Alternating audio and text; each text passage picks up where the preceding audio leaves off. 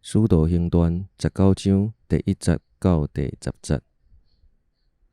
阿波罗伫哥林多的时，保罗经过内陆的地区，来到以弗所，伫遐有拄着几下的门徒。伊问因：恁信主的时有领受圣神无？因应讲：无，阮到今毋捌听到有讲有圣神。保罗阁问讲：安尼，恁领受的是啥物洗礼？因应讲：是约翰的洗礼。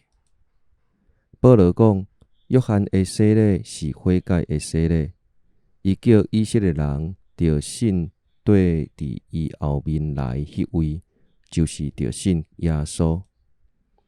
因听了就奉主耶稣的名领受洗礼。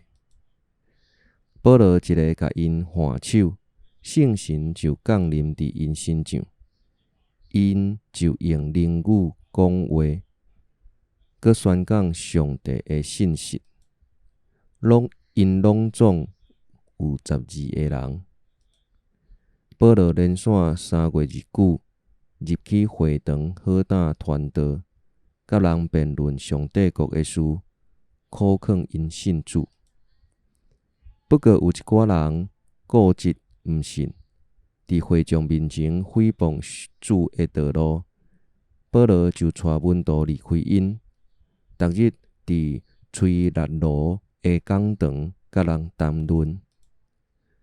安尼继续2年久，所有住伫亚细亚省的人，无论犹太人还是希腊人，拢有听见主的信息。